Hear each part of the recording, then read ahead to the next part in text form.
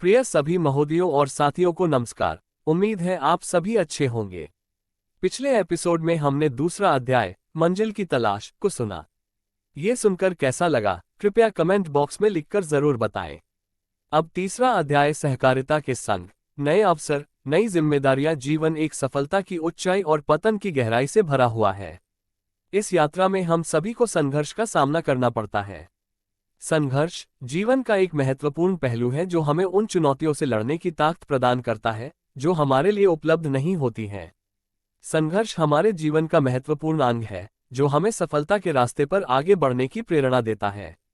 ये हमें मजबूत बनाता है, हमारी सोच को परिवर्तित करता है और हमारे जीवन को नए आयामों तक पहुंचाता है। संघर्ष से हमें नई सीख सीखने का भी अवसर मिलता है, हमारी दृढ़ता का परिचय होता है और हमारी क्षमता को पहचानने का मौका मिलता है। जब हम संघर्षों का सामना करते हैं तो हमारे अंदर छुपे हुए ताकतें सामने आती हैं। हम खुद को नई सीमाओं और सीमाओं को पार करने के लिए तैयार करते हैं। इस यात्रा में हम अक्सर असफलता का सामना भी करते हैं, लेकिन संघर्ष का अर्थ यह नहीं है कि हम हार मान लें। संघर्ष वहां होता है जहां हम अपने आप से लड़ते हैं, अपने संकल्प को टूटने नहीं देते हैं और हमेशा प्रगति करने के लिए आगे बढ़ते हैं। एक मशगूल जीवन में हम विभिन्न संघर्षों का सामना करते रहते हैं। स्वास्थ्य संघर्ष, विद्यार्थी जीवन में अध्ययन संघर्ष, करियर में प्रगति करने का संघर्ष, परिवार के लिए समय का संघर्ष, आर्थिक संघर्ष आदि। ये सभी संघर्ष हमें मजबूत और सहज स्वरूप में बदलने का अवसर प्रदान करते हैं। संघर्ष का महत्व हमें ये सिखाता है कि जीवन में कोई भी लक्ष्य या सफलता बिना संघर्ष के हासिल नहीं होता। हमें धैर्य और संघर्ष रखने की आवश्यकता होती है, क्योंकि यही हमें असाध्य लगने वाले कार्यों को भी संभव बनाता है। संघर्ष एक अद्वितीय और महत्वपूर्ण अनुभव है जो हमें आत्मविश्वास, सामर्थ्य और संघर्षशीलता के गुणों से संपन्न करता है। आइए सुनते हैं तीसरा अध्याय सहकारिता के संग नए अवसर नई जिम्मेदारियां। नवंबर 1976 में अवस्थी इफ्को से जुड़े। इफ्को अभी अपने विकास के शुरुआती दौर में था। गुजरात में इसके 2 संयंत्र थे, एक अहमदाबाद के पास कलोल में यूरिया का और दूसरा कांडला में का। इफ्को का एक और यूरिया संयंत्र उत्तर प्रदेश के फूलपुर में स्थापित किया जा रहा था। इफ्को का मुख्यालय नई दिल्ली के नेहरू प्लेस में था। अवस्थी को इफ्को के संस्थापक प्रबंध निदेशक पॉल पोथन को रिपोर्ट करना होता था। इफ्को की कार्य संस्कृति में एक किस्म की अनौपचारिकता थी। चूंकि संस्था छोटी थी, अवस्थी को एक समय में कई जिम्मेदारियां दी जाती थीं। फूलपुर संयंत्र से जुड़ी आयात संबंधी आवश्यकताओं को पूरा करने की महत्वपूर्ण जिम्मेदारी भी इसमें शामिल थी। उन दिनों किसी भी तरह के आयात निर्यात के लिए कई स्तरों पर मंजूरी लेने की आवश्यकता होती थी। पहले व्यय विभाग से बजट स्वीकृत कराना पड़ता था और फिर तकनीकी विकास महानिदेशालय (DGTD) के पास मंजूरी के लिए जाना पड़ता था। उसके बाद विदेशी मुद्रा के लिए भारतीय रिजर्व बैंक (RBI) में आवेदन करना होता था। प्रत्येक परियोजना के लिए सीमा शुल्क की एक आयात निर्यात (CCI) सूची हुआ करती थी, जिसके अनुसार आयात की जाने वाली प्रत्येक वस्तु को सूचीबद्ध किया जाना जरूरी था। यही नहीं, सीमा शुल्क अधिकारियों से पूर्व मंजूरी के बिना यदि कोई खेप पहुंच जाती तो जुर्माना भी देना होता था। फूलपुर परियोजना के अलावा अवस्थी को कलोल में ड्राई आइस प्लांट की स्थापना जैसी अनेक छोटी छोटी परियोजनाओं का काम भी दिया गया था। कलोल में कार्बन डाइऑक्साइड की उपलब्धता आवश्यकता से अधिक थी। FACT fertiliser and chemicals Travancore में एक पुराना ड्राई आइस प्लांट था जिसका इस्तेमाल नहीं हो पा रहा था। अवस्थी को वैसा ही प्लांट कलोल में लगवाना था और उससे ड्राई आइस का उत्पादन शुरू करवाना था। अवस्थी याद करते हैं, इन कामों के अलावा मैंने पोथन साहब की यथासंभव सहायता की, विभिन्न सरकारी विभागों में उनके साथ बैठकों में भाग लिया, उनके लिए दस्तावेज तैयार किए, उन्हें बैठकों के बारे में जानकारियां दी और जो भी अन्य कार्य उन्होंने मुझे दिए उन्हें पूरा किया।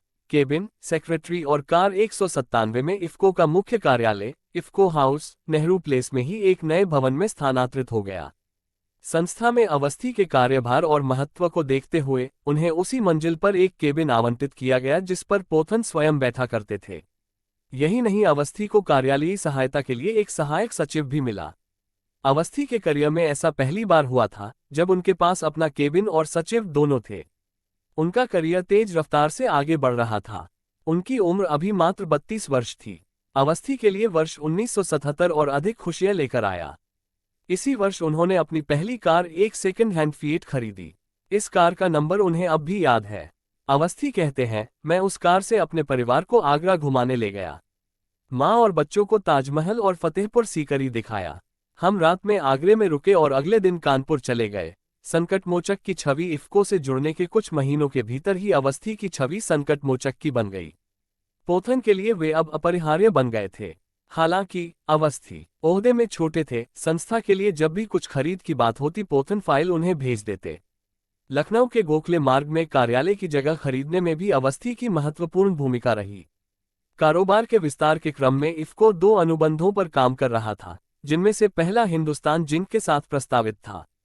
इफ्को की योजना फॉस्फोरिक एसिड प्लांट लगाने की थी, क्योंकि जिंक बनाने के क्रम में लीचिंग से सल्फ्यूरिक एसिड पैदा होता है। राजस्थान की चट्टानों से फॉस्फोरिक एसिड बनाया जा सकता था, इसलिए इफ्को इसे खरीदना चाहता था। साथ साथ इफ्को अफ्रीका के नारू गणराज्य में एक फॉस्फोरिक एसिड संयंत्र स्थापित करने के लिए भी बातचीत कर रहा था। इफ्को ने कांडला में भी एक फॉस्फोरिक एसिड संयंत्र की योजना पर विचार करना शुरू कर दिया था, जहां पहले से ही इसकी एक फॉस्फोरिक इकाई प्रचालन में थी। अवस्थी प्रसन्नता से बताते हैं, हमने सोचा कि हम एक और संयंत्र लगाएंगे, इसलिए हमने कांडला बंदरगाह के पास जमीन की तलाश शुरू कर दी।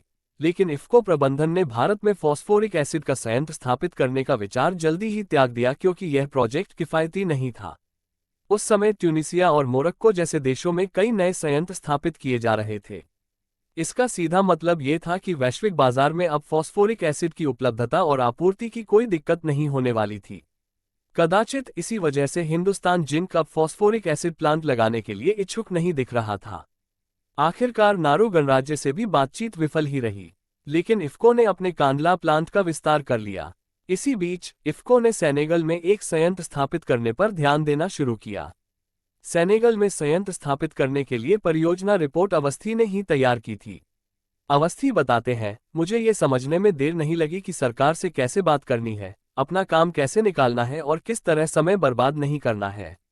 अगर मुझे कोई काम दिया जाता था तो मैं सुनिश्चित करता था कि वो कार्य समय पर पूरा हो। अगर कोई अधिकारी कहता है कि वो आज कोई काम पूरा कर लेगा तो मुझे ये सुनिश्चित करना था कि वह अपनी बात की मर्यादा रखे और निर्धारित समय पर काम पूरा कर ले। कॉर्पोरेट जगत की कामयाबी के कोड को अवस्थी ने डिकोड कर लिया था। अवस्थी कहते हैं, जब लोग काम करना शुरू करते हैं तो उन्हें हमेशा याद रखना चाहिए कि शीर्ष व्यक्ति को किसी ऐसे व्यक्ति की तलाश होती है जो बाधाओं को दूर कर सके। मैंने जल्दी ही सरकार में अनुभाग अधिकारियों, अवर सचिवों, उप सचिवों और निदेशकों के स्तर पर दोस्ताना कायम कर लिया। उस समय संयुक्त सचिव बड़े अधिकारी होते थे, उनसे केवल कंपनियों के प्रबंध निदेशक ही मिल सकते थे। सचिव तो प्रबंध निदेशकों की भी पहुंच से बाहर होते थे। इफ्को की बढ़ती प्रतिष्ठा, उन दिनों ऐसा कानून था जिसमें 100% से अधिक उपयोग क्षमता पर चलाने पर कठोर जुर्माने और यहां तक कि जेल की सजा का भी प्रावधान था। अवस्थी कहते हैं, इफ्को ने अपने संयंत्रों को 100% क्षमता के साथ चलाना शुरू कर दिया था। लोग इफ्को को सम्मान की नज़र से देखने लगे थे, क्योंकि इसने प्रोजेक्ट का काम समय पर पूरा करना आरंभ कर दिया। समय तक पोथन साहब उर्वरक उद्योग में एक प्रतिष्ठित व्यक्ति बन गए थे। उन्होंने इफ्को का अपना कॉर्पोरेट कार्यालय स्थापित किया। बेशक इफ्को के मौजूदा कॉर्पोरेट कार्यालय की तुलना में ये बहुत छोटा था, लेकिन इससे इफ्को की ब्रांड छवि में बदलाव आया। जहां तक कार्य प्रदर्शन की बात है, निर्धारित समय से पहले लक्ष्य हासिल करते हुए इफ्को उद्योग क्षेत्र में नए मानक स्थापित कर रहा था। भारत में पहली बार इफ्को ने कलोल संयंत्र में पर्ज गैस रिकवरी सिस्टम लगाया था। इसने जल से तैयार करने की सफल हाइड्रोलाइजर प्रणाली भी की थी। अवस्थी के इफ्को ज्वाइन करने के बाद ऐसी अनूठी उपलब्धियों की संख्या बढ़ने लगी। इससे पहले किसी ने संयंत्र के अपशिष्ट से काम की चीज निकालने की बात नहीं सोची थी।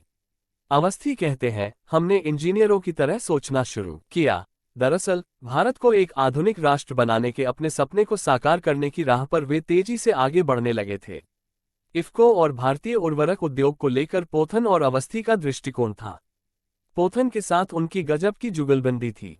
इस रिश्ते के बारे में अवस्थी कहते हैं, हमारी सोच की दिशा एक थी। उम्र और वरिष्ठता में बड़ा अंतराल होने के बावजूद दोनों की सफल जुगलबंदी का शायद यही राज था।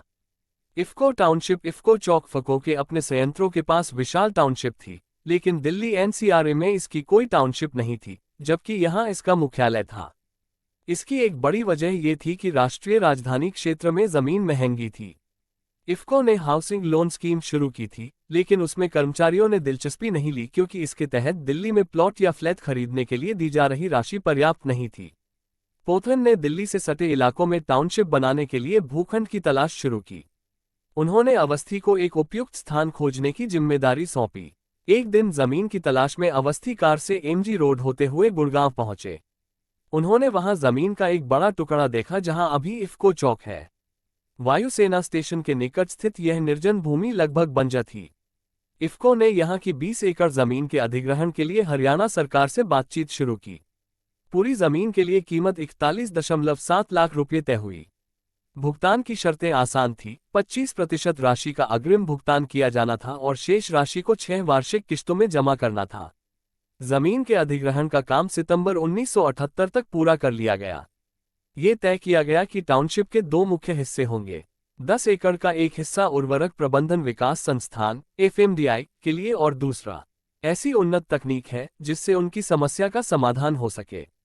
साथ ही वे अधिग्रहित निर्माण स्थल को स्थानांतरित करने पर भी विचार कर रहे थे, लेकिन तब तक साइट पर काफी काम हो चुका था। इसलिए आखिरकार उन्होंने इस समस्या को हल करने का ही रास्ता चुना। आंवला परियोजना शुरू से ही फास्ट ट्रैक पर थी। इसके लिए एक विशेष उप समिति का गठन किया गया था और उन्हें समयानुकूल निर्णय लेने के पर्याप्त अधिकार दिए गए थे। उप समिति के निर्णय को बाद में निदेशक मंडल के अनुमोदन के लिए भेजा जाता था। इस तरह हमने आंवला परियोजना को निर्धारित समय के भीतर पूरा कर लिया, अवस्थी कहते हैं। वे शुरू में एक विशेष आमंत्रित सदस्य के रूप में उप समिति के सदस्य बने थे। वे बोर्ड के मूल सदस्य नहीं थे। एक विशेष आमंत्रित सदस्य के रूप में ही उन्होंने उप समिति के समक्ष प्रस्ताव प्रस्तुत किए। उप समिति की पहली अप्रैल 1985 में हुई। 1985 के अप्रैल महीने तक गोदावरी उर्वरक परियोजना का कार्य भी जोरों पर था, जबकि सेनेगल संयंत्र से अब उत्पादन आरंभ हो चुका था। स्नेम्प्रोजेयती और हालदार टोप से क्रमशः यूरिया और अमोनिया संयंत्रों के लिए प्रौद्योगिकी आपूर्तिकर्ता थे। PDIL विस्तृत इंजीनियरिंग के लिए संयुक्त सलाहकार था। हजीरा के यूरिया संयंत्र ने आंवला परियोजना का विस्तृत खाका तैयार किया गया था। टेक्नोलॉजी से संबंधित जितने भी अनुबंध पहले बनाए गए थे वही अनुबंध यहां भी लागू हुए। प्रत्येक निर्णय में इफ्को के प्रतिनिधि, विदेशी सलाहकार और संयुक्त सलाहकार तीनों की सहमति अनिवार्य थी। ये प्रावधान भी था कि अगर इफ्को या संयुक्त सलाहकार को ये लगता है कि किसी जगह निर्माण की सामग्री ठीक नहीं है या किसी उपकरण का कोई हिस्सा ठीक नहीं है, तो वे इसे ठीक करने का सुझाव देंगे। सुझाव अगर तकनीकी रूप से संभव नहीं है तो विदेशी सलाहकार यह बताएगा और उसकी बात मानी जाएगी, लेकिन उस भाव के साथ सहमति अनिवार्य। पैसा केवल एक साधन है, किसी भी निर्णय को वास्तव में अमीर बनाता है मंडल की सहमति आवश्यक। निजी भावनाएं हैं। जेब में 10 रुपये रखकर भी कोई खुद को अमीर महसूस कर सकता है। मेरे पास जब भी जितने भी पैसे रहे, मुझे कभी पैसों की कमी महसूस नहीं हुई। समय के साथ सब कुछ सामान्य रूप से होता रहा। जरूरत पड़ी तो स्कूटर खरीद लिया। समय आने पर मैंने कार खरीदी। फिर मैं उस स्थिति में पहुंचा जहां कंपनी ने मुझे एक कार दी। सब कुछ समय पर मिलता रहा। मुझे सबसे ज्यादा आनंद तब मिलता है जब मैं कुछ सृजन करने में सक्षम होता हूं। आज जब वे पीछे मुड़कर देखते हैं तो बिना किसी संकोच के स्वीकार करते हैं कि 1978 में उन्होंने जो काम किया वो उल्लेखनीय था। अवस्थी कहते हैं, उस वक्त किए गए काम के कारण आज हमारी संस्था के नाम से इफ्को चौक और इफ्को चौक मेट्रो स्टेशन है। इफ्को की अपनी टाउनशिप है जिसे हमने बहुत कम लागत पर विकसित किया है। इफ्को के पास उर्वरक प्रबंधन विकास संस्थान (FMDI) है जहां हम अपने मार्केटिंग के लोगों को प्रशिक्षित करते हैं। इफ्को टावर्स और इफ्को कॉम्प्लेक्स हमने तब बनवाए जब मैं प्रबंध निदेशक बना। ये जो निर्माण का सुख है वो मेरे लिए सबसे महत्वपूर्ण है। इसमें मुझे बहुत संतोष मिलता है। इससे ही मुझे संपन्नता का बोध होता है। 1978 के इन निर्णयों के कारण अवस्थी इस वर्ष को अपनी खुद की पहचान का वर्ष मानते हैं और इसे शिद्दत के साथ याद करते हैं। इस वर्ष ही वे वास्तव में अपने आप को पहचान पाए और उन्होंने भविष्य की कई महत्वपूर्ण परियोजनाओं की नींव रखी। इसमें कोई अतिशयोक्ति नहीं कि आज अवस्थी की जो शख्सियत है उसका निर्माण यहां से आरंभ होता है।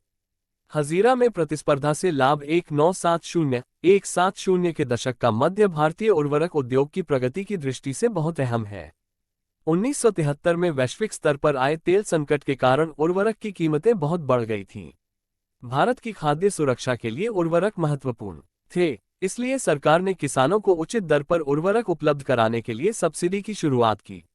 लगभग इसी समय मुंबई के समुद्र तट से दूर अरब सागर में एक बहुत बड़े अपतटीय तेल क्षेत्र की खोज की गई, जिसे बॉम्बे हाई कहा जाता है। इस खोज के बाद देश के विभिन्न हिस्सों में औद्योगिक और घरेलू उपयोग के लिए गैस की आपूर्ति करने के उद्देश्य से पहली अंतर्देशीय cross country gas pipeline HBJ gas pipeline की परिकल्पना की गई। इस पाइपलाइन के मार्ग के साथ 6 नए उर्वरक संयंत्रों की स्थापना की योजना बनी। निर्णय किया गया कि चूंकि पाइपलाइन बिछाने में समय लगेगा, इसलिए उपलब्ध गैस का उपयोग करने के लिए कुछ बड़े व नए यूरिया संयंत्र बॉम्बे हाई के निकट स्थापित किए जाएं। RCF राष्ट्रीय केमिकल्स एंड फर्टिलाइजर्स को मुंबई के पास अलीबाग के तटीय शहर थाल में एक यूरिया संयंत्र आवंटित किया गया। इफ्को और NFL नेशनल फर्टिलाइजर्स लिमिटेड को गुजरात के सूरत जिले में स्थित ट्रांसशिपमेंट बंदरगाह हजीरा में एक यूरिया संयंत्र स्थापित करने के लिए कहा गया। इफ्को ने संयंत्र के लिए प्रौद्योगिकी के चयन पर तुरंत काम शुरू कर दिया। इसके लिए एक उच्चस्तरीय समिति बनाई गई। पोथन भी इस कमेटी के सदस्य थे। उस समिति ने 2 उपसमितियां बनाई, एक अमोनिया संयंत्र के लिए और दूसरी यूरिया संयंत्र के लिए। अवस्थी यूरिया प्लांट की उपसमिति के सदस्य थे। इस समय तक अवस्थी को एक ऐसे व्यक्ति के रूप में पहचाना जाने लगा था जो न केवल पहल कर सकता था बल्कि अच्छे परिणाम भी दे सकता था। उपसमिति के सदस्य के रूप में उन्होंने परियोजना की बारीकियों को समझने के लिए बहुत लगन से काम किया। यूरिया प्रौद्योगिकी हस्तांतरण से संबंधित पूरा अध्याय उन्होंने ही लिखा था। इस अध्याय में 4-5 समझौते शामिल थे। भारत सरकार के विधि मंत्रालय और देश के शीर्षस्थ वकीलों ने उन समझौतों का अध्ययन किया और उनकी सराहना की। अवस्थी कहते हैं, मैंने नेगोशिएशन करने और समझौतों का मसौदा तैयार करने में महारत हासिल कर ली थी। वे समझौते आज भी क्रिप्को के आधार हैं। मैं उस स्तर पर भागीदारी कर रहा था।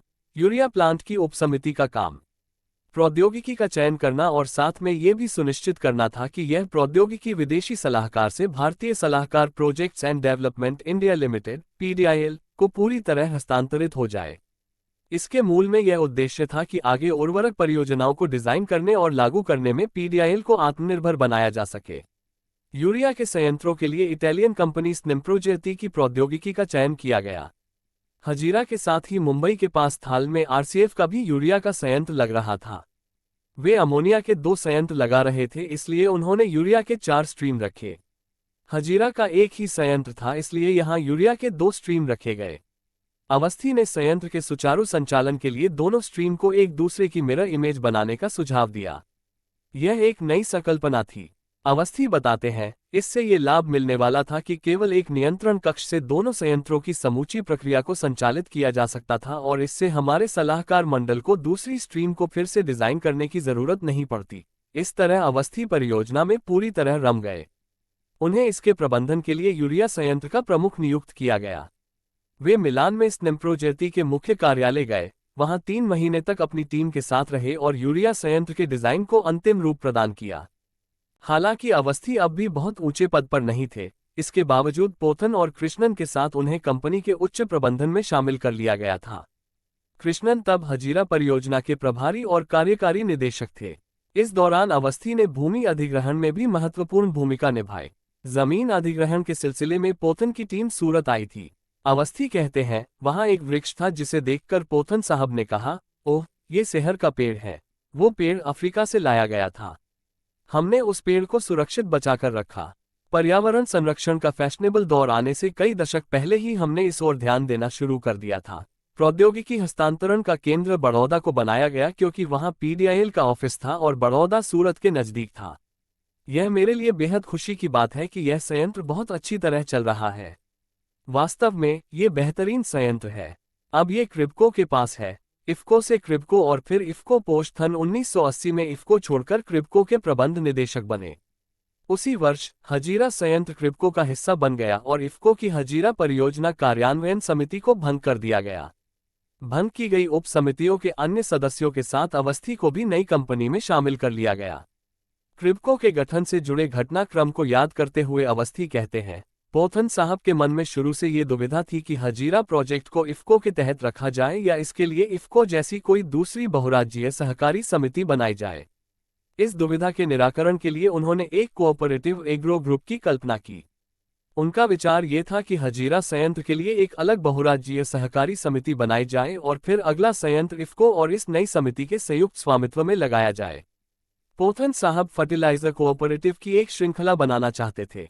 पोथन इफ़को को उर्वरकों के एक ब्रांड के रूप में स्थापित करना चाहते थे। इफ़को, क्रिब्को और भविष्य में स्थापित कई अन्य सहकारी समितियों की एकीकृत संस्था जिसका साझा प्रबंधन समूह होता।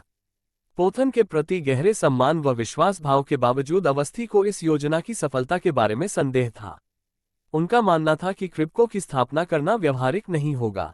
अवस्थी बताते हैं, मुझे लगता है कि पोथन साहब इफ़को के बढ़ते आकार से थोड़े चिंतित थे। संभवतः इस तरह के विविध प्रौद्योगिकी स्रोतों के साथ संयंत्रों के प्रबंधन की सक्षमता को लेकर वे आश्वस्त नहीं थे, लेकिन उनका निर्णय शायद सही नहीं था। पोथन शायद भारतीय उर्वरक निगम की हालत देख रहे थे, जो अपने ही विशाल आकार और भार से दब गया था। अवस्थी को दोनों सहकारी समितियों के बीच टकराव होने की आशंका थी, जो निकट भविष्य में सही साबित हुई। जब क्रिब्को का गठन किया गया तो माना गया था कि इफ़को और क्रिब्को का साझा प्रबंधन होगा। कुछ समय तक ऐसा हुआ भी, लेकिन फिर अधिक लोगों के लिए रोजगार सृजित करने के उद्देश्य से दोनों के प्रबंधन को अलग कर दिया गया और तभी से इन दोनों सहकारी समितियों के बीच प्रतिस्पर्धा शुरू हो गई। जिस उद्देश्य के साथ क्रिब्को की स्थापना की गई थी, वो पूरा नहीं हो सका। इफ़को से क्रिब्को के अलग हो जाने के इतने दशकों बाद भी अवस्थी उसी गंभीरता के साथ कहते हैं, एकमात्र समाधान, जिसे मैं हमेशा सही मानता था, वह ये था कि हजीरा संयंत्र इफ़को के पास ही रहता। अगर इफ़को और क्रिब्को साथ रहते तो सहकारिता क्षेत्र में तमाम टकराव नहीं होते। तब देश के औद्योगिकरण में सहकारिता प्रमुख भूमिका निभाती, जो इस अकारण पनपी प्रतियोगिता के कारण बाधित हो गई। बाद में पोथन ने अपनी गलती समझी। उन्होंने अपनी पुस्तक हार्वेस्ट मून में क्रिब्को बनाने के अपने निर्णय के प्रति अफसोस व्यक्त किया है। पोथन 1982 में क्रिब्को से सेवानिवृत्त हो गए। सरकार ने उस समय उत्तर प्रदेश में बरेली के निकट आंवला में एक नया यूरिया संयंत्र स्थापित करने की इफ़को की योजना को मंजूरी दी थी। फरवरी 1983 में इफ़को के तत्कालीन अध्यक्ष श्रीनिवास रेड्डी ने इफ़को में लौटने और नए संयंत्र के निर्माण का कार्यभार संभालने के लिए अपने सचिव एस.के. महाजन के जरिए अवस्थी से संपर्क किया। अवस्थी बताते हैं, मैंने क्रिब्को की परियोजना रिपोर्ट लिखी थी। मैंने इसका नाम इफ़को की तर्ज पर क्रिब्को सुझाया था। मैं साहब और कृष्णन साहब के साथ उस कोर टीम का हिस्सा रह चुका था जिसने इस परियोजना को सफलतापूर्वक क्रियान्वित किया।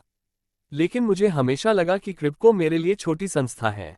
मैंने सदैव इसे इफ़को की शाखा के रूप में देखा। दिल की बात कहूं तो मैं हमेशा इफ़को में वापस आना चाहता था। इसलिए जब मौका मिला, मैं इफ़को में लौट आया। इफ़को में उस समय अनिश्चितता का माहौल था। सरकार से अस्थायी प्रबंध निदेशक नियुक्त किए जा रहे थे। इफ़को के तत्कालीन अध्यक्ष कोई पहल नहीं पा रहे थे क्योंकि उनकी टेक्नोलॉजी या फाइनेंस की पृष्ठभूमि नहीं थी। वे एक राजनीतिज्ञ थे और इंदिरा गांधी के बहुत करीबी थे। अपनी अंतरात्मा की पुकार पर अवस्थी इफ़को लौट आए। अवस्थी इस बार आंवला परियोजना के प्रभारी परियोजना प्रबंधक के रूप में इफ़को से जुड़े। उनके आने के तुरंत बाद एम.एच. अवधानी इफ़को के प्रबंध निदेशक बने। वे SPIC Southern Petrochemical Industries Corporation Limited से आए थे और वहां उपाध्यक्ष रह चुके थे। 1986 में अवस्थी इफ़को के संयुक्त महाप्रबंधक बने।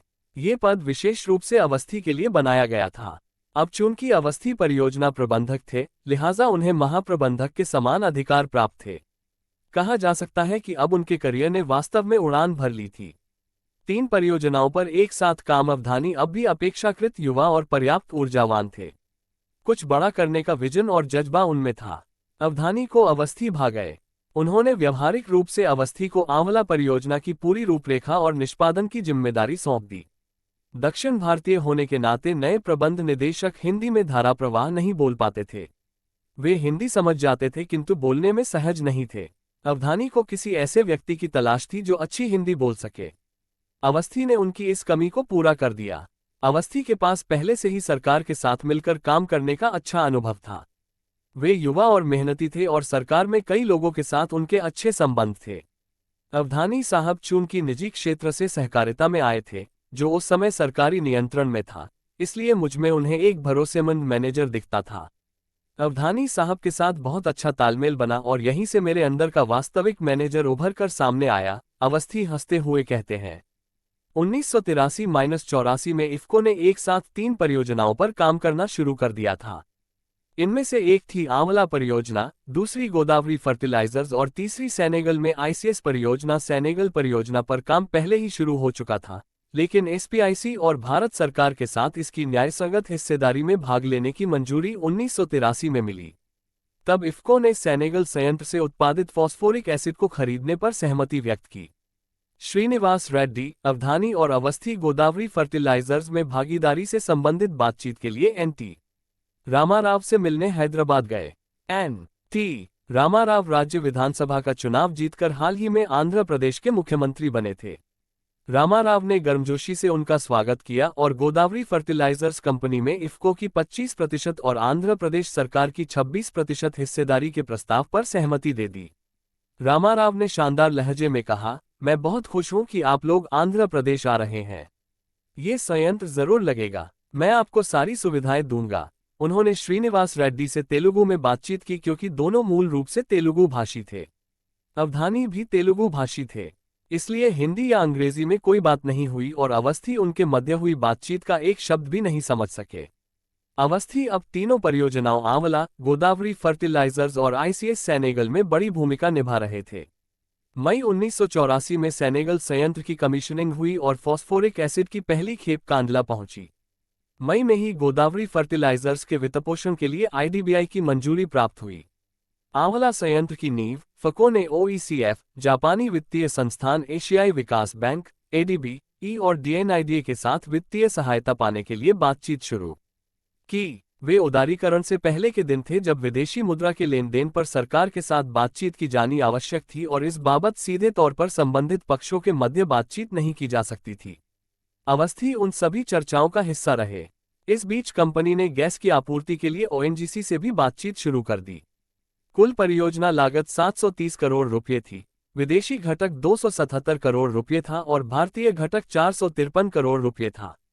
इसके लिए भारत सरकार की स्वीकृति सितंबर-अक्टूबर 1984 में प्राप्त हुई थी। आंवला परिसर की स्थापना के लिए भूमि अधिग्रहण की कवायदों के बीच उत्तर प्रदेश के तत्कालीन मुख्यमंत्री एन.डी. तिवारी से मुलाकात की बात अवस्थी को स्पष्ट रूप से याद है। वे उस समिति के अध्यक्ष थे जिसने एचबीजे पाइपलाइन के मार्ग के साथ संयोजित 6 उर्वरक संयंत्रों के लिए निर्माण स्थलों का चयन किया था। नारायण दत्त तिवारी ने तब मुख्य सचिव को बुलाकर तुरंत इफ्को को जमीन सौंपने का निर्देश दिया था। इसलिए आंवला संयंत्र के लिए भूमि अधिग्रहण का काम कम समय में ही पूरा कर लिया गया। जब अवस्थी आंवला संयंत्र के निर्माण स्थल को देखने गए तो उन्होंने पाया कि वहां एक मजार के पास कोई फकीर बैठा है। अवस्थी ने उससे कहा, हम लोग इस जमीन को ले रहे हैं, इसका कैसा भविष्य रहेगा? उसने कहा, सब ठीक है, बस इतनी जगह छोड़ देना। अवस्थी ने उससे वादा किया कि वे ऐसा ही करेंगे। अवस्थी ने मजार की जगह को छोड़कर खुद बाउंड्री काटी थी। बाद में वहां पौधों की नर्सरी बनाई गई, लेकिन निर्माण स्थल पर काम आरंभ होने के कुछ ही दिनों बाद अवस्थी को पहली बड़ी चुनौती का सामना करना पड़ा। दरअसल आवंटित भूमि में 1 मीटर की गहराई के बाद रेत ही रेत थी। ये भूकंप क्षेत्र में भी था। इसके लिए व्यापक पाइलिंग कार्य व अधिसंरचना निर्माण की आवश्यकता थी, लेकिन वो किस प्रकार की हो, ये पता करना चुनौती भरा काम था। उन दिनों गूगल नहीं था, इसलिए प्रस्तावित कारखाने और आसपास के टाउनशिप के लिए जमीन को कैसे निर्धारित किया जाए, इस पर व्यापक शोध की आवश्यकता थी। इस समस्या को हल करने के लिए अवस्थी ने के साथ मिलकर काम किया। उन्होंने ये पता लगाने की कोशिश की कि किस कंपनी के ऐसी उन्नत तकनीक है जिससे उनकी समस्या का समाधान हो सके। साथ ही वे अधिगृहीत निर्माण स्थल को स्थानांतरित करने पर भी विचार कर रहे थे, लेकिन तब तक साइट पर काफी काम हो चुका था। इसलिए आखिरकार उन्होंने इस समस्या को हल करने का ही रास्ता चुना। आंवला परियोजना शुरू से ही फास्ट ट्रैक पर थी। इसके लिए एक विशेष उप समिति का गठन किया गया था और उन्हें समयानुकूल निर्णय लेने के पर्याप्त अधिकार दिए गए थे। उपसमिति के निर्णय को बाद में निदेशक मंडल के अनुमोदन के लिए भेजा जाता था। इस तरह हमने आंवला परियोजना को निर्धारित समय के भीतर पूरा कर लिया, अवस्थी कहते हैं। वे शुरू में एक विशेष आमंत्रित सदस्य के रूप में उप समिति के सदस्य बने थे। वे बोर्ड के मूल सदस्य नहीं थे। एक विशेष आमंत्रित सदस्य के रूप में ही उन्होंने उप समिति के समक्ष प्रस्ताव प्रस्तुत किए। उप समिति की पहली अप्रैल 1985 में हुई। 1985 के अप्रैल महीने तक गोदावरी उर्वरक परियोजना का कार्य भी जोरों पर था, जबकि सेनेगल संयंत्र से अब उत्पादन आरंभ हो चुका था। स्नेम्प्रोजेयती और हालदार टोप से क्रमशः यूरिया और अमोनिया संयंत्रों के लिए प्रौद्योगिकी आपूर्तिकर्ता थे। पीडीआईएल विस्तृत इंजीनियरिंग के लिए संयुक्त सलाहकार था। हजीरा के यूरिया संयंत्र ने आंवला परियोजना का विस्तृत खाका तैयार किया गया था। टेक्नोलॉजी से संबंधित जितने भी अनुबंध पहले बनाए गए थे वही अनुबंध यहां भी लागू हुए। प्रत्येक निर्णय में इफ़को के प्रतिनिधि, विदेशी सलाहकार और संयुक्त सलाहकार तीनों की सहमति अनिवार्य थी। ये प्रावधान भी था कि अगर इफ़को या संयुक्त सलाहकार को ये लगता है कि किसी जगह निर्माण की सामग्री ठीक नहीं है या किसी उपकरण का कोई हिस्सा ठीक नहीं है, तो वे इसे ठीक करने का सुझाव देंगे। सुझाव अगर तकनीकी रूप से संभव नहीं है तो विदेशी सलाहकार यह बताएगा और उसकी बात मानी जाएगी, लेकिन उसके लिए इफ़को की सहमति अनिवार्य थी। चूंकि किसी भी निर्णय के लिए अंततः निदेशक मंडल की सहमति आवश्यक थी, इसलिए इफ़को और संयुक्त सलाहकार की टीम विदेशी सलाहकार के ऑफिस में पूरी प्रक्रिया के दौरान साथ रहती थी। अवस्थी याद करते हैं, इसकी मूल अवधारणा ये थी कि यह परियोजना अच्छी तरह एक बारीकी पर ध्यान केंद्रित रखते हुए संपादित की जाए ताकि कोई कमी न रह सके। किसी भी तरह के विवाद की स्थिति में इफ़को का निर्णय ही अंतिम होता था। एक शर्त यह भी थी कि संयंत्र को निर्धारित लोड से कम पर संचालित नहीं किया जाए और ऊर्जा की खपत भी तय सीमा से अधिक न हो। शर्तों के उल्लंघन की स्थिति में एक निश्चित सीमा तक आर्थिक दंड का प्रावधान था और उसके बाद मेक गुड की शर्त थी। हालांकि कभी भी इनका प्रयोग नहीं करना पड़ा क्योंकि संयंत्र का संचालन हमेशा निर्धारित स्तर से बेहतर रहा। आंवला परियोजना का काम पूरे जोर पर था। शून्य तिथि पहले ही शुरू हो चुकी थी। अवस्थी बताते हैं, हम लोग रात दिन व्यस्त रहते थे। डॉक्यूमेंटेशन उस समय बहुत महत्वपूर्ण काम होता था। सारे डॉक्यूमेंट मैं और मेरी टीम तैयार करती थी। वो जमाना कंप्यूटर का नहीं था। इलेक्ट्रॉनिक टाइपराइटर और जीरोक्स मशीन होती थी। कुछ भी जोड़ना या हटाना होता तो पूरे डॉक्यूमेंट को दोबारा टाइप करना पड़ता था। उसके बाद फिर जीरोक्स मशीन से उसकी प्रतिलिपियां निकाली जाती। डॉक्यूमेंट तैयार करने के बाद सबसे पहले मैं प्रबंध निदेशक को उसे विस्तार से स्पष्ट करता था। डॉक्यूमेंट पर प्रबंध निदेशक के हस्ताक्षर होने के बाद इफ़को के निदेशक मंडल में सरकार के जितने मनोनीत निदेशक थे, अवस्थी उन सबके पास जाकर उन्हें सारी बातें विस्तार से समझाते थे। निदेशक मंडल की महीने में एक बैठक जरूर होती थी। किसी महीने में 2 बैठकें भी हो जाती थीं। हर बैठक में लगभग सभी निदेशक आते थे। अवस्थी उर्वरक सचिव को भी जानकारी देने जाया करते थे। उस समय अवस्थी मात्र 41 वर्ष के थे। 1986 अवस्थी के करियर का महत्वपूर्ण वर्ष साबित हुआ। उन्हें फरवरी 1986 में आंवला प्रोजेक्ट के परियोजना प्रबंधक, प्रोजेक्ट मैनेजर से संयुक्त महाप्रबंधक, जॉइंट जनरल मैनेजर के पद पर पदोन्नत किया गया।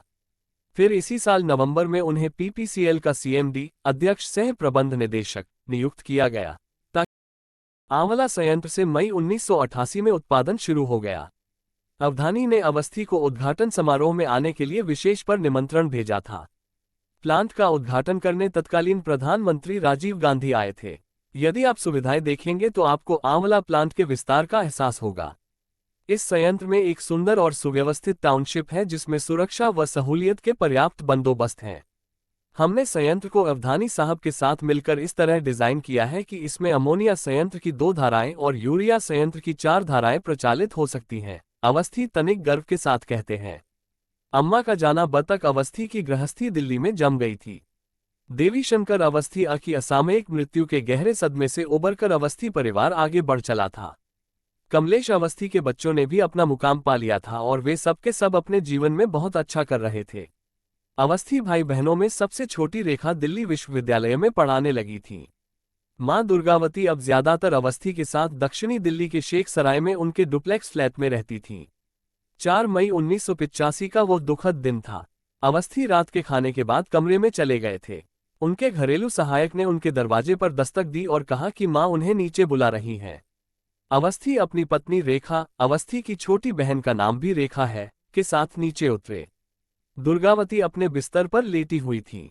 उन्होंने कहा, मेरा समय आ गया है, मुझे फर्श पर लिटा दो। अवस्थी और उनकी पत्नी रेखा ने मां की आज्ञा का तुरंत पालन किया।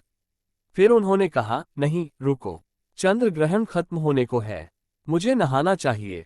अपनी बहू की ओर मुड़ते हुए उन्होंने कहा, तुम भूल जाती हो, सोना और तुलसीदल रखा हुआ है, वहीं गंगाजल भी है, ये सब मेरे मुंह में डाल दो। उन्होंने जैसा कहा था अवस्थी और उनकी पत्नी रेखा ने वैसा ही किया।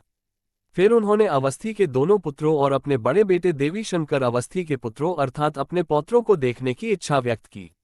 अवस्थी व्याकुल हो उठे। वे मां को तुरंत अस्पताल ले जाना चाहते थे, लेकिन दुर्गावती इसके लिए राजी नहीं हो रही थी।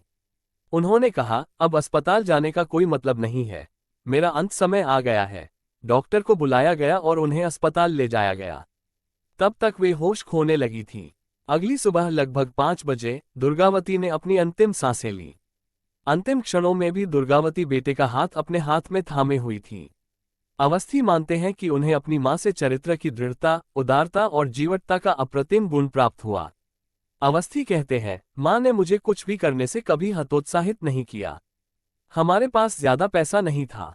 उन्होंने हमारी पढ़ाई के लिए अपने आभूषण बेचे, अपने गहने बेचकर ही उन्होंने बड़ी बेटी की शादी भी की। लेकिन जब कभी मैंने अपने कपड़े और अन्य चीजें किसी को दी तो उस पर मां ने कभी आपत्ति नहीं की। उन्होंने मुझे सहज रूप से जीवन पथ पर बढ़ने दिया। वे एक आत्मशक्ति संपन्न आधुनिक दृष्टि वाली आदर्श महिला थी। उन्होंने स्वाभिमान के साथ जीवन की चुनौतियों का सामना किया और एक आदर्श मां के रूप में इस संसार से विदा हुई। पीपीसीएल। अवस्थी की अग्नि परीक्षा। पीपीसीएल एक सार्वजनिक क्षेत्र की खनन कंपनी है जो बंद होने के कगार पर थी। कंपनी की बिहार और राजस्थान में पाइराइट की खदानें तथा उत्तराखंड की दून घाटी में रॉक फॉस्फेट की खदानें थीं। 2000 कर्मचारियों वाली यह कंपनी लंबे समय से घाटे में चल रही थी और कर्मचारियों को इस बात की गहरी चिंता हो रही थी कि कहीं ये बंद न हो जाए। 1986 में एक पुनरुद्धार पैकेज तैयार किया गया, जिसमें बिहार में पाइराइट आधारित एसएसपी सिंगल सुपर फॉस्फेट संयंत्र स्थापित करने और इसकी सभी खानों में खनन की प्रक्रिया को मशीनीकृत करने का प्रस्ताव था। इसके लिए संसद द्वारा 45 करोड़ रुपये के पुनरुद्धार पैकेज को मंजूरी दी गई थी। इस पुनरुद्धार योजना को क्रियान्वित करने लिए अवस्थी को पीपीसीएल का सीएमडी अध्यक्ष सह प्रबंध निदेशक बनाया गया।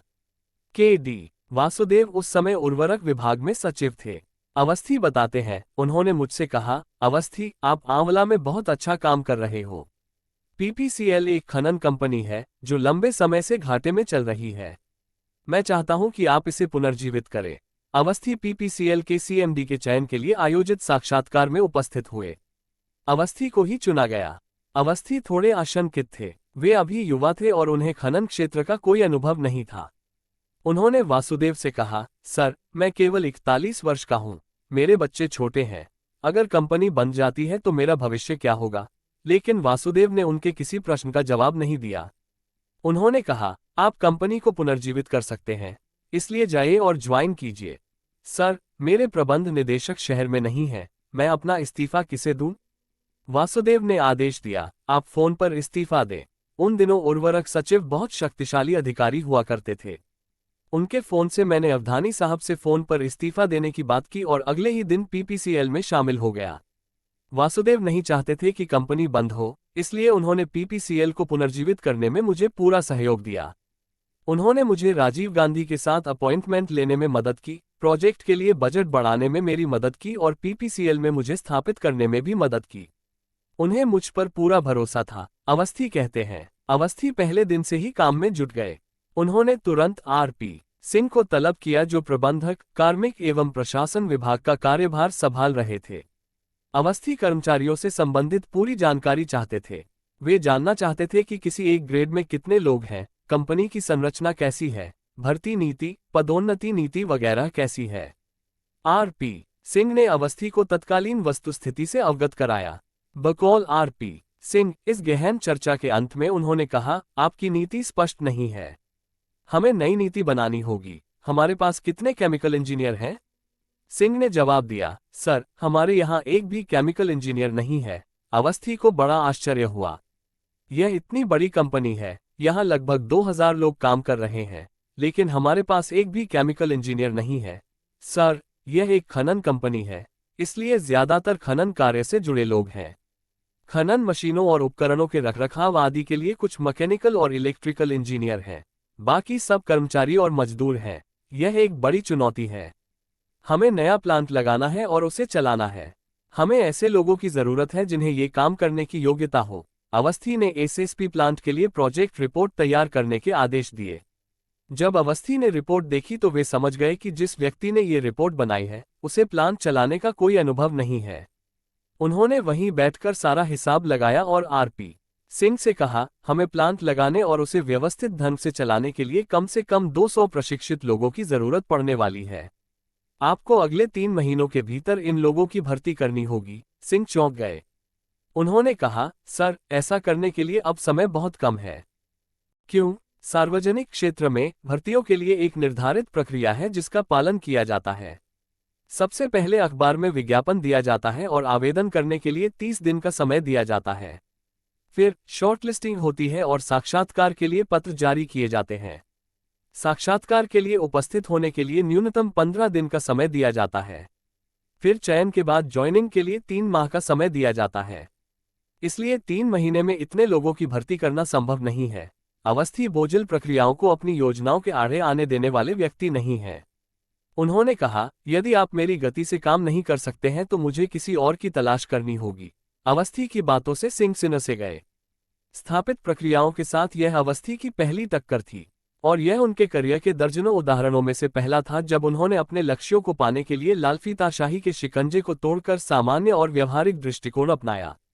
सिंह कहते हैं, अवस्थी ने हमें सर्वोत्तम पेशेवरों को खोजने की पूरी आज़ादी दी। उन्होंने कहा, ये 200 पेशेवर अत्यंत महत्वपूर्ण लोग होंगे जो इस संयंत्र के स्तंभ होंगे। उन्होंने हमें एक अद्भुत मंत्र दिया। उन्होंने कहा, आप पहले महाप्रबंधक और उप महाप्रबंधक की नियुक्ति करें और फिर उनसे ऐसे सर्वश्रेष्ठ पेशेवरों को चुनने के लिए कहें जिन्हें वे जानते हैं। ये युक्ति काम कर गई। महाप्रबंधक से लेकर लाइनमैन तक काबिल पेशेवरों की भर्ती कर ली गई। प्रत्येक स्तर के पदाधिकारियों ने अपने से ठीक नीचे वालों को चुना। उनसे यही कहा गया, आप अपने काम में माहिर हैं। अब आप अपनी सहायता के लिए सर्वश्रेष्ठ लोगों का चयन स्वयं करें। जब अभ्यर्थी साक्षात्कार के लिए आए तो चुने गए लोगों को उसी दिन नियुक्ति पत्र दे दिया गया। जिस तेजी से भर्ती पूरी हुई उससे सभी हैरान रह गए। फिर अवस्थी ने कॉर्पोरेट कार्यालय के सारे इंटीरियर बदलवा दिए। पैनल्स के अखरोट जैसे रंग को देवदार की लकड़ी जैसे रंग में बदल दिया गया। इस कायापलट से कार्यालय का माहौल जीवंत हो गया। अवस्थी ने दफ्तर के काम करने के तरीके में बड़ा बदलाव किया। अवस्थी ने पहले सीएमडी रहे टीएन जग्गी को सीएमडी के सलाहकार के रूप में बनाए रखा। वे रोज ऑफिस आते रहे। अवस्थी ने जग्गी को एक सलाहकार के साथ बैठक करने के लिए कहा। बैठक शुरू होने से पहले जग्गी ने नए सीएमडी को बैठक में आमंत्रित किया। अवस्थी ने कहा, बैठक में मेरी उपस्थिति की क्या जरूरत है? फिर आपको कैसे पता चलेगा कि बैठक में क्या हुआ था? आप बैठक कर रहे हैं, तकनीकी निदेशक आपके साथ है, वित्त निदेशक भी हैं। मुझे अपनी टीम पर पूरा भरोसा है। आप मुझे बाद में बैठक के बारे में जानकारी दे दें। ऐसा पहले कभी नहीं हुआ था। इस एक घटना का टीम के मनोबल पर गहरा प्रभाव पड़ा।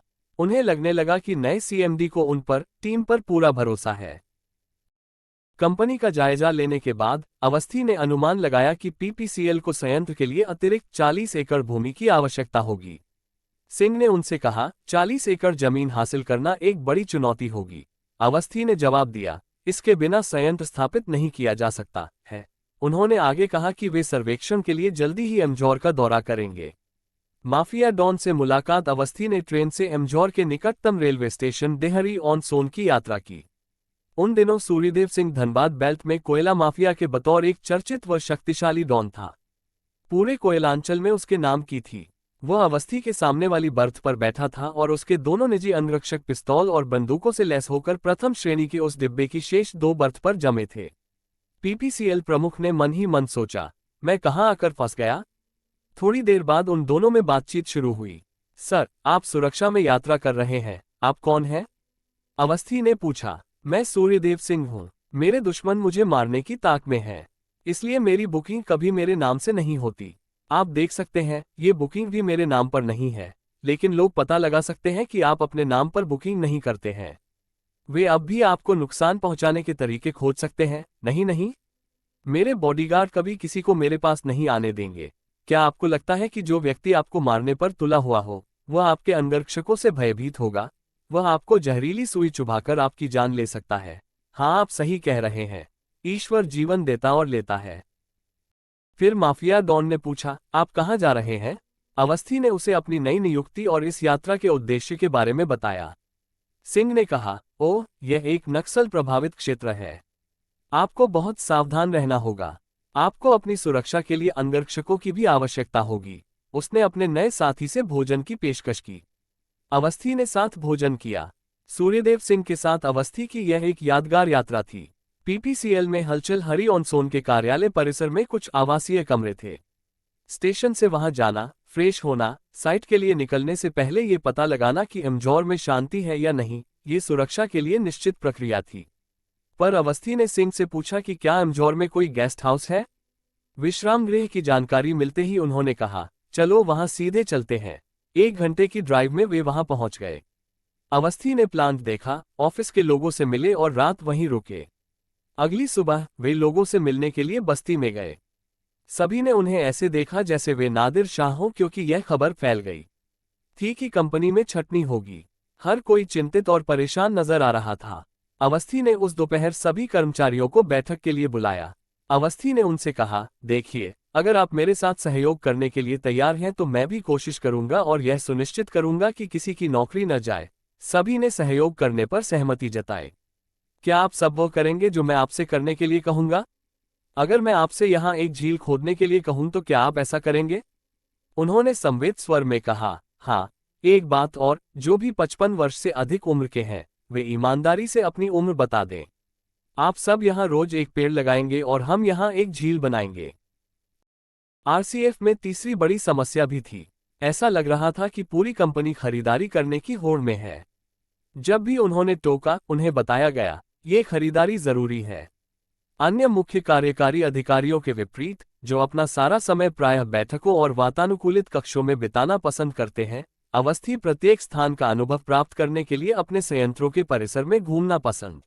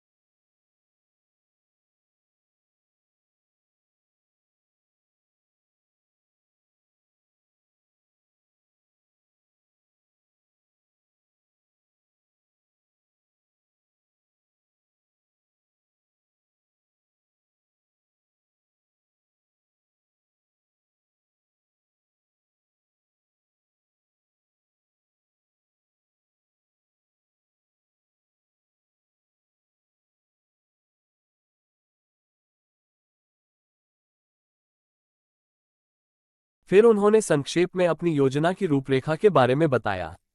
मुख्यमंत्री ने कहा कि वे कंपनी को हर संभव सहयोग प्रदान करेंगे। मिश्र ने कहा कि वे सभी कार्यकर्ताओं का समर्थन सुनिश्चित करेंगे। राजीव गांधी उन्हें 1 मिनट रुकिए कहकर अंदर चले गए। आकर उन्होंने कहा, मैं आपको 78 करोड़ रुपये दूंगा और इसके अतिरिक्त 20 करोड़ रुपये आकस्मिक निधि में होंगे। उसे खर्च करने के लिए आपको वित्त मंत्रालय की मंजूरी लेनी होगी। मैं छटनी के प्रस्ताव को भी वापस ले रहा हूं। इसके कुछ समय बाद ही साइट पर काम शुरू हो गया। पीपीसीएल को कुछ पेशेवर कार्मिक बाहर से लेने पड़े क्योंकि कंपनी के पास केवल खनन करने वाले लोग थे। कोई ऐसा नहीं था जो संयंत्र को स्थापित और प्रबंधित कर सके। अवस्थी हर महीने 3 बार, कभी कभी 4 बार भी अमझौर जाते थे। उनकी फ्लाइट रात 8:15 बजे पटना एयरपोर्ट पहुंचती। रात 8:30 बजे वो अमझौर के लिए निकल पड़ते। पूरा इलाका नक्सलियों से भरा हुआ था। सड़क पर इक्का दुक्का वाहन भी नहीं होता था, लेकिन उन्हें कभी नुकसान नहीं पहुंचा। वे आधी रात के बाद अमझौर पहुंच जाते थे, वहां 1-2 दिन बिताते थे, अपना काम खत्म करते थे, पटना लौटते थे, मुख्यमंत्री को रिपोर्ट देते थे और वापस नई दिल्ली की उड़ान भरते थे। परियोजना प्रबंधन में महारत। अवस्थी ने अब तक परियोजना प्रबंधन में महारत हासिल कर ली थी।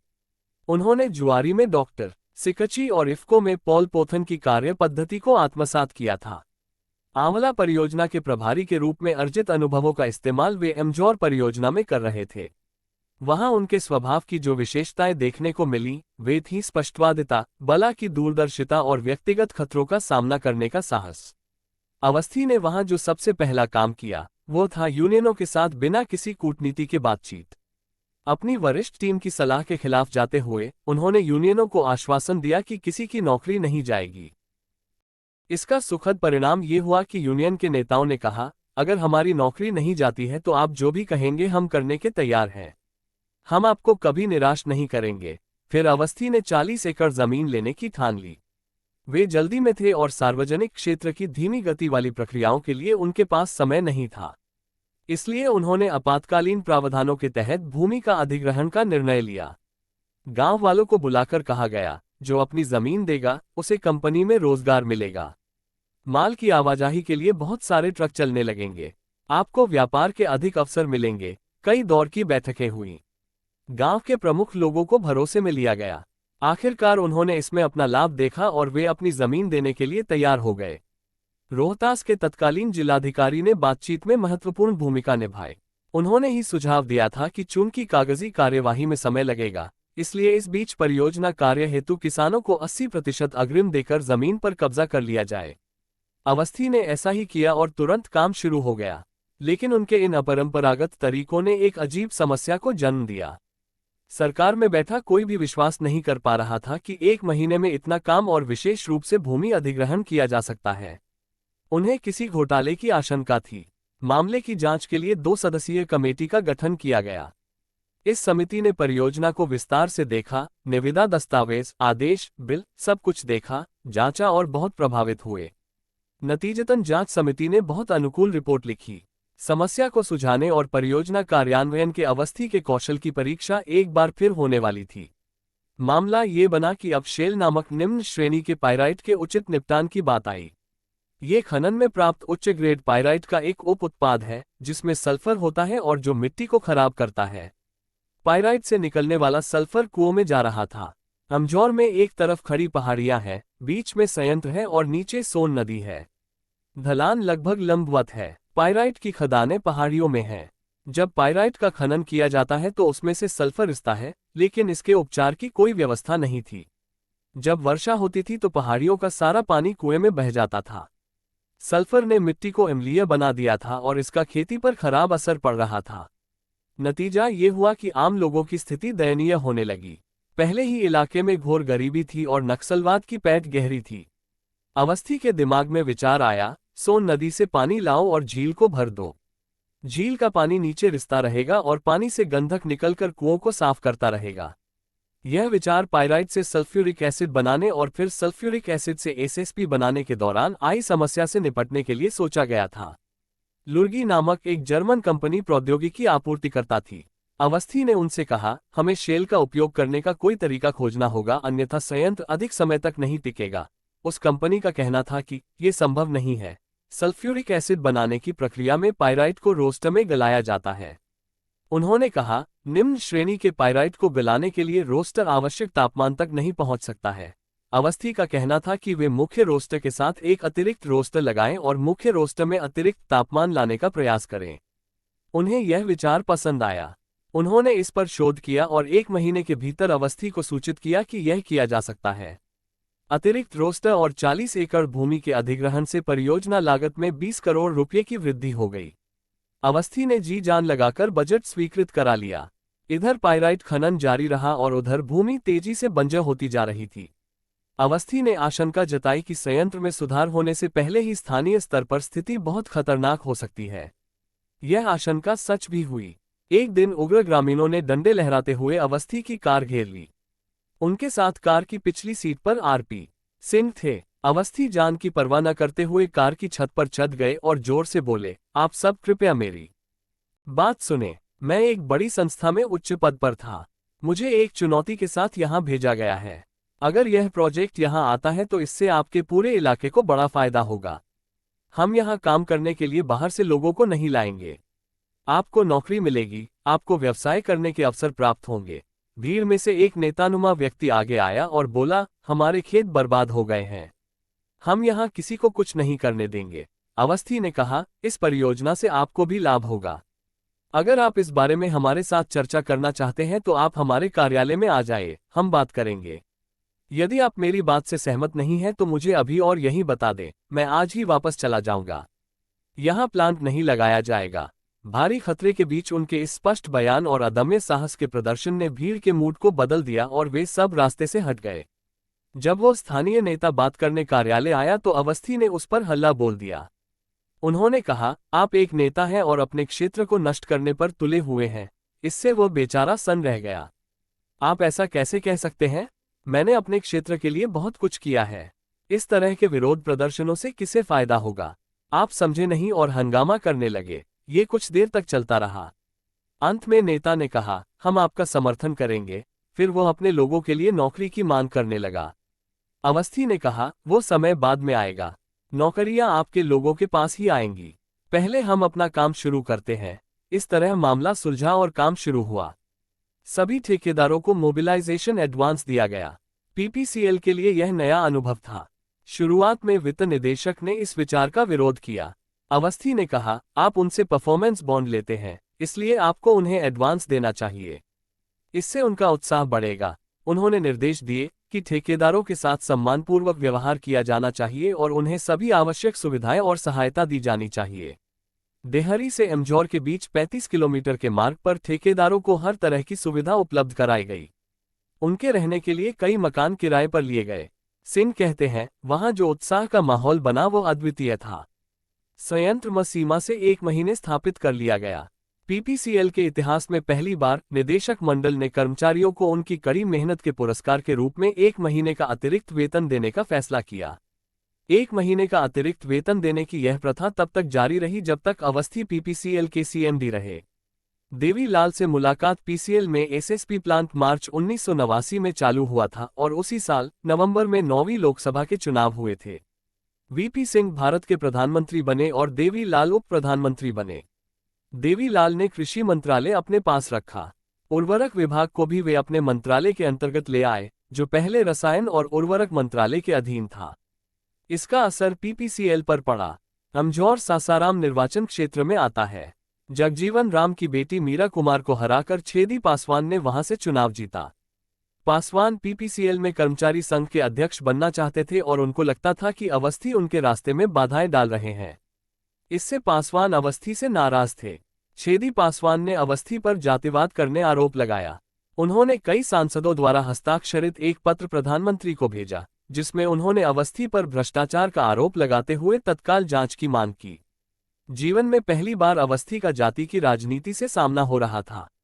देवीलाल ने अवस्थी को तुरंत बुलाया और कहा, छोरे, तू कांग्रेस का आदमी है।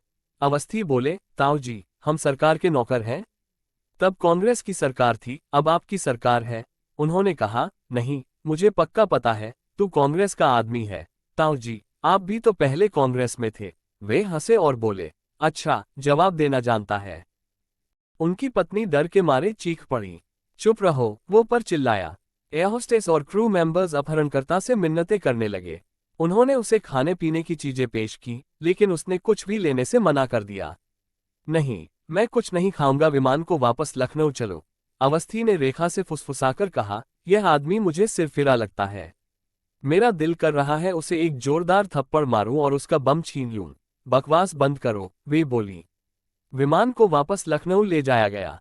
लैंड करते ही कमांडो ने विमान को चारों ओर से घेर लिया। अपहरणकर्ता ने अटल बिहारी वाजपेयी से मिलवाने के लिए कहा, जो उस समय लोकसभा में विपक्ष के नेता थे।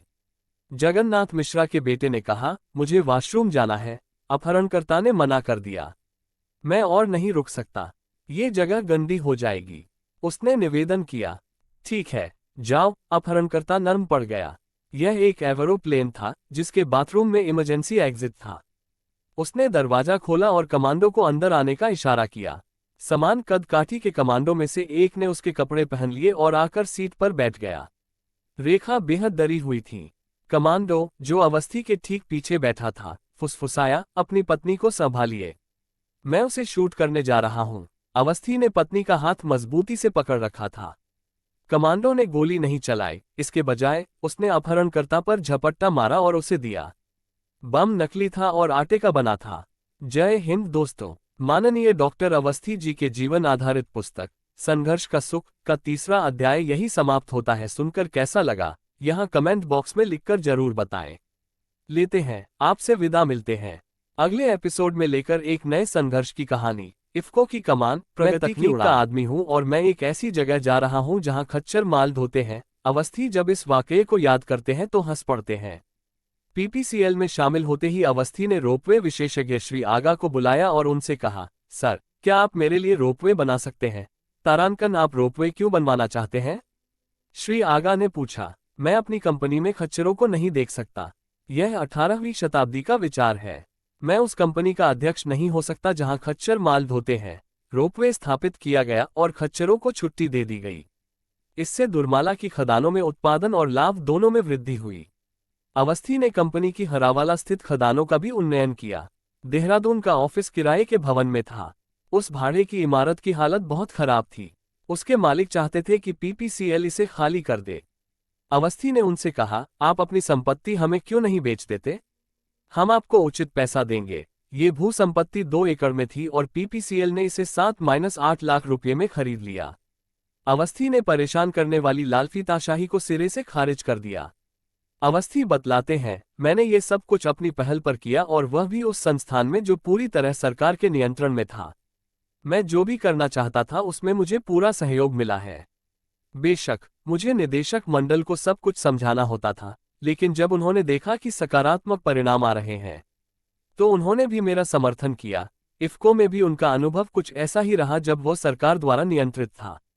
अवस्थी मानते हैं कि कठिन समय भी आया, बड़ी चुनौतियां भी आईं, लेकिन मेरा समग्र अनुभव यह है कि मुझे हमेशा विरोध से ज्यादा सहयोग मिला। जब अवस्थी ने पीपीसीएल ज्वाइन किया तो उन्होंने देखा कि महिला कर्मचारियों ने मैले कुचले कपड़े पहन रखे हैं। उन्होंने सभी के लिए कंपनी की ड्रेस पहनना अनिवार्य कर दिया। उन्होंने वहां पूर्ण अनुशासन सुनिश्चित किया। अब सभी को हेलमेट और जूते पहनने होते थे तथा सुरक्षा निर्देशों का पालन करना होता था।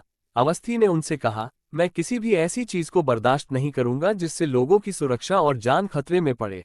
कोटा में प्रिलिंग टावर के ढहने से हताहत लोगों को वे भूले नहीं हैं। उस दुर्घटना की याद अब भी उन्हें झकझोर देती है।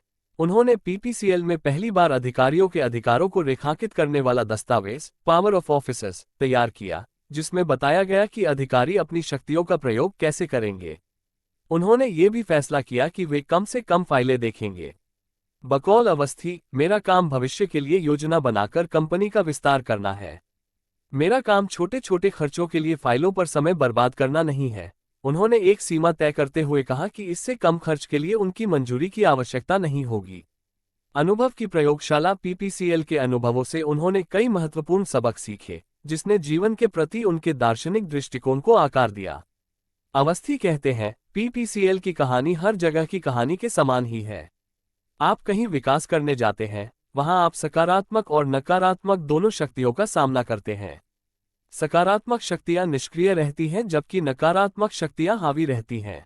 ऐसे में आपको अपने आसपास के लोगों के व्यापक हितों को ध्यान में रखकर काम करना होता है। मैंने ऐसा ही करने का फैसला किया। आप जो कर रहे हैं वो सही है तो लोग खुद आपका समर्थन करेंगे। यहाँ की परिस्थितियों से जूझते हुए उन्होंने निर्णय लिया कि मैं वही करूंगा जो सही है। मैं उन लोगों में से नहीं हूं जो प्रतिकूलता या विरोधियों से भयभीत होते हैं। ये गुण शायद मुझे मेरी मां से मिला है। वे बिल्कुल निडर महिला थीं।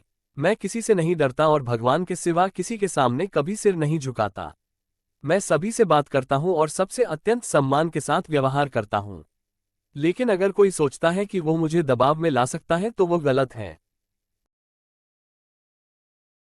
पीपीसीएल के अनुभव ने तकनीक की नई जानकारियों और नए प्रयोगों के लिए अवस्थी को सक्षम बनाया। वे कहते हैं, अधिकार का प्रयोग करने की शक्ति आपके भीतर की शक्ति से आती है, आपके ज्ञान से आती है। मैं नई चीजें सीखने के लिए तत्पर रहता हूं। इसमें मुझे कोई झिझक नहीं है। मैं किसी से भी सीखने को तैयार हूं। मैं अपने पोते पोतियों से भी सीखता हूं। अवस्थी ने पीपीसीएल का कायापलट कर दिया। उन्होंने एक नया संयंत्र स्थापित किया जो बहुत अच्छी तरह चला और कंपनी को भारी मुनाफा हुआ। उन्होंने यहां भी खनन कार्यों को आधुनिक बनाया। अवस्थी बतलाते हैं, 1986 में जब मैंने पीपीसीएल ज्वाइन किया था तब मेरा ख्याल है उसका टर्नओवर लगभग 30 करोड़ रुपये था और 10-11 करोड़ रुपये लोगों की तनख्वाह थी। 1993 में जब मैं वहां से निकला उस समय कंपनी का टर्नओवर 300-400 करोड़ रुपये था और तनख्वाह 30-40 करोड़ रुपये हो गई थी। एसएसपी का नाम सोनगंगा रखा गया और इस उर्वरक की पैकिंग पीले रंग के थैले में की जाती थी।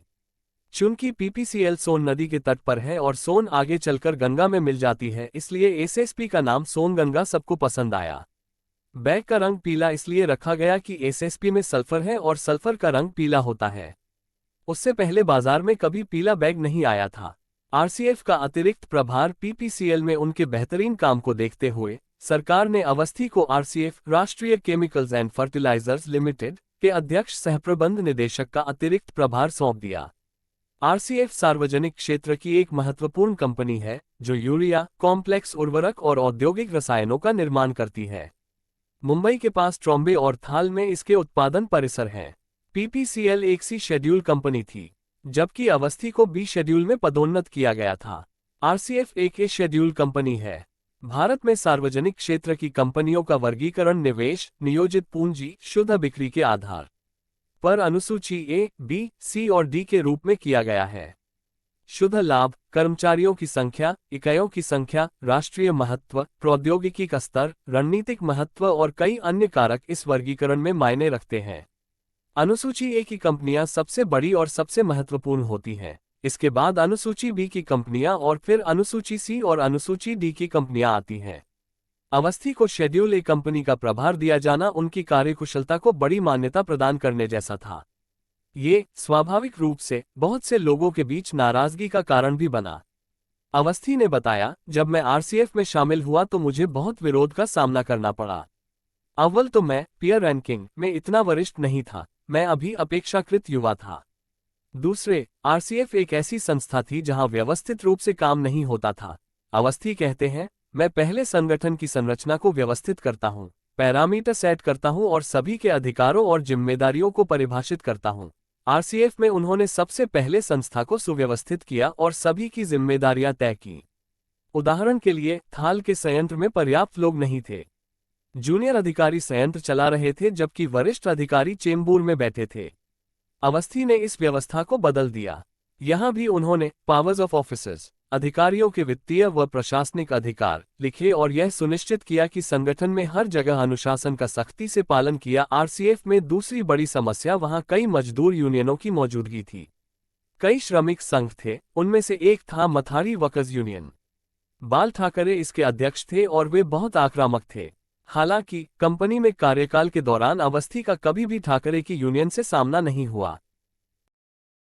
आरसीएफ में तीसरी बड़ी समस्या भी थी। ऐसा लग रहा था कि पूरी कंपनी खरीदारी करने की होड़ में है। जब भी उन्होंने टोका, उन्हें बताया गया, ये खरीदारी जरूरी है। अन्य मुख्य कार्यकारी अधिकारियों के विपरीत, जो अपना सारा समय प्रायः बैठकों और वातानुकूलित कक्षों में बिताना पसंद करते हैं, अवस्थी प्रत्येक स्थान का अनुभव प्राप्त करने के लिए अपने संयंत्रों के परिसर में घूमना पसंद करते हैं। उन्हें अपने संयंत्रों में युवा इंजीनियरों और अन्य लोगों से मिलना अच्छा लगता है। आरसीएफ में घूमते हुए उन्होंने देखा कि कई स्टोर रूम बंद थे, उनमें से कुछ तो वर्षों से बंद थे। किसी को पता नहीं था कि बंद दरवाजों के पीछे क्या है। अवस्थी ने दरवाजे खोलने का आदेश दिया, लेकिन चाबी किसी के पास नहीं थी, इसलिए ताले तोड़े गए। धूल और जाले की परतों के नीचे असंख्य वस्तुएं एक दूसरे के ऊपर पड़ी थीं। अवस्थी का निर्देश था कि सारे सामान को उपयोगिता के आधार पर छांटा जाए, फिर सभी चीजों की एक सूची बनाई जाए। अवस्थी बताते हैं, मैंने चेतावनी दी कि मैं तीसरे पक्ष से निरीक्षण करवाऊंगा, इसलिए बेहतर होगा कि मुझे सही रिपोर्ट दें। अगर मुझे गलत रिपोर्ट दी गई तो मैं नौकरी से निकाल दूंगा। वहां एक वरिष्ठ अधिकारी कर्मचारियों को ब्लैकमेल कर रहा था। अवस्थी ने उससे कहा, आप एक सच्चे पेशेवर की तरह काम नहीं कर रहे हैं, और उसे निलंबित कर दिया। मीडिया में उसके कुछ संपर्क थे और वो अपने परिचित पत्रकारों से अवस्थी के खिलाफ लिखवा रहा था। एक प्रमुख अंग्रेजी साप्ताहिक ने भारत का सबसे महंगा सीएमडी शीर्षक के तहत अवस्थी के विरुद्ध एक लेख प्रकाशित किया। अवस्थी ने ट्रॉम्बे से थाल तक जाने के लिए बोर्ड की मंजूरी से एक वातानुकूलित मारुति 1000 खरीदी थी। अंग्रेजी साप्ताहिक का निशाना इसी पर था। अवस्थी ने एक वरिष्ठ अधिकारी को भी निलंबित कर दिया, जिसने एक फाइल पर उनकी लिखावट की जालसाजी की थी। अवस्थी बताते हैं, मैं हमेशा अपनी टिप्पणी के आगे एक घेरा खींचता हूं। इन सज्जन ने मेरे हस्ताक्षर के पास ओके या कुछ और बहुत छोटा शब्द लिखा। जब मैंने फाइल देखी तो मुझे शरारत का आभास हुआ। मैंने उसे बुलाया और कहा, श्रीमान, यह मेरी लिखावट नहीं है। उसने कहा, नहीं, यह आपका लिखा है। अवस्थी ने अपने सचिव को बुलाया और कहा कि वे उनकी टिप्पणी के साथ वाली अन्य फाइलें भी लाएं। प्रत्येक फाइल में टिप्पणियों को घेरा गया था। अवस्थी ने अधिकारी में विश्वास की कमी का हवाला देते हुए उस अधिकारी को निलंबित कर दिया। अवस्थी ने फरवरी 1991 से मार्च 1992 तक, एक साल से कुछ अधिक समय, आरसीएफ का प्रभार संभाला, लेकिन उनका ये कार्यकाल बहुत घटनापूर्ण रहा। कार्यभार संभालने के कुछ ही महीनों के भीतर उन्होंने एक बड़े घोटाले का पर्दाफाश किया। नाइट्रिक एसिड प्लांट में लगाया गया कैटेलिस्ट 1 या 2 महीने के भीतर ही खराब हो गया। कैटेलिस्ट प्लेटिनम, रोडियम और पैलेडियम के का लेपन था। वो 3 से 4 साल तो चलता ही। अलाय एक केमिकल इंजीनियर के रूप में अवस्थी को विश्वास नहीं हो रहा था कि ऐसी मिश्र धातु पर इतनी जल्दी जंग लग जाएगा। इस कैटेलिस्ट पर 18 करोड़ रुपए की बैंक गारंटी थी और इसे न्यू जर्सी की एक प्रयोगशाला ने प्रमाण पत्र जारी किया था। ये दुनिया की एकमात्र मान्यता प्राप्त प्रयोगशाला थी जो प्रमाणित कर सकती थी कि कैटेलिस्ट सभी आवश्यक मानदंडों पर खरा है। अवस्थी ने बिना किसी को बताए पीपीसीएल के एक वरिष्ठ अधिकारी को न्यू जर्सी भेज दिया। वो प्रयोगशाला से रिपोर्ट लेकर आया जिसमें बताया गया था कि प्रमाण पत्र नकली था। अवस्थी ने आरसीएफ के वित्त निदेशक को बैंक गारंटी भुनाने को कहा। इससे कंपनी में खलबली मच गई और अवस्थी को डराने के लिए तरह तरह के गंदे हथकंडे अपनाए जाने लगे। अवस्थी बताते हैं, वे सीधा प्राइम मिनिस्टर ऑफिस पहुंच गए। मुझे फोन आया कि बैंक गारंटी को मत कराइए। दिल्ली से मेरी पत्नी का फोन आया कि किसी ने हमारे घर पर फायरिंग की है। फिर रात में किसी महिला ने उनको फोन किया कि आपके पति ने मुझसे शादी कर ली है, वे मेरे बेडरूम में सो रहे हैं, आपको वे छोड़ देंगे इसलिए आप उनसे तलाक ले लीजिए। लेकिन मैं टस से मज नहीं हुआ और बैंक गारंटी भुनाने के लिए प्रयास करता रहा। अवस्थी कहते हैं, बैंक मैनेजर ने मुझे रोकने की कोशिश की। मैंने उससे कहा कि अगर मैं प्रेस को बुलाऊंगा और पूरी कहानी बता दूंगा तो आपकी नौकरी चली जाएगी। तब उसने पैसा आरसीएफ के खाते में स्थानांतरित कर दिया। अवस्थी को मार्च 1992 में आरसीएफ के अतिरिक्त प्रभार से मुक्त कर दिया गया। पीपीसीएल तब तक स्थिर हो चुका था। तब पीवी कृष्णास्वामी उर्वरक विभाग के सचिव और आरवी गुप्ता अपर सचिव थे और वे दोनों अवस्थी के काम से बहुत खुश थे। गुप्ता उस समय इफ्को के अध्यक्ष भी थे। इफ्को और क्रिप्को दोनों संस्थाओं के लिए प्रबंध निदेशक की तलाश जारी थी। उन्होंने अवस्थी को इन पदों पर आवेदन करने के लिए प्रेरित किया। अवस्थी ने ऐसा ही किया और वे दोनों पदों के लिए पहली पसंद बनकर उभरे। क्रिप्को तब अधिक 86 संघर्ष का सुख समृद्ध दिख रहा था। लोगों ने अवस्थी को क्रिप्को से जुड़ने की सलाह दी, लेकिन उन्होंने इफ्को को चुना। अपनी पसंद की वजहों को अवस्थी इन शब्दों में बताते हैं, मैं इफ्को में 10 साल बिताने के बाद पीपीसीएल गया था। मैं इफ्को के विस्तार और विकास में सक्रिय रूप से शामिल था, इसलिए मेरा दिल इफ्को के साथ था। इसके अलावा 1988 के बाद इफ्को के दिन कुछ अच्छे नहीं चल रहे थे। यह मेरे लिए बहुत पीड़ादायक था। मैं इफ्को में लौटने और इसके पुराने गौरव को बहाल करने के अवसर की तलाश में था। राजनीतिक हस्तक्षेप ने क्रिप्को में काम करने के माहौल को गंभीर क्षति पहुंचाई थी, लेकिन गनीमत थी कि अभी तक इफ्को की कार्य संस्कृति को नुकसान नहीं पहुंचाया जा सका था। अवधानी ने बड़ी अनिच्छा से इफ्को छोड़ा था और उनके बाद कई अन्य प्रबंध निदेशक भी इफ्को छोड़ गए थे। अवस्थी इफ्को में लौटना चाहते थे, जिसे वे क्रिप्को की मात्र संस्था मानते थे। पीपीसीएल से अवस्थी की विदाई शानदार रही। उन्हें विदा करने के लिए पूरी यूनिट उमड़ पड़ी। उनकी खुली जीप को एक हाथी से बांधा गया था जो उसे परिसर के चारों ओर खींचकर घुमाता रहा। लोग उनका नाम पुकारते हुए जीप के साथ साथ दौड़ रहे थे। इस अवसर पर अवस्थी की पत्नी भी उनके साथ थी। इस घटना के 3 दशक बाद भी अवस्थी अपने विदाई समारोह के उन दृश्यों को सुनाते हुए अभिभूत दिखते हैं।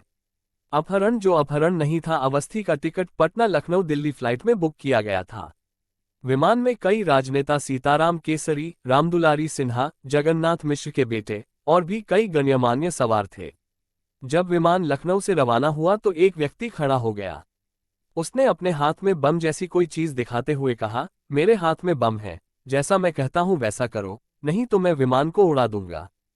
उनकी पत्नी डर के मारे चीख पड़ी। चुप रहो, वो पर चिल्लाया।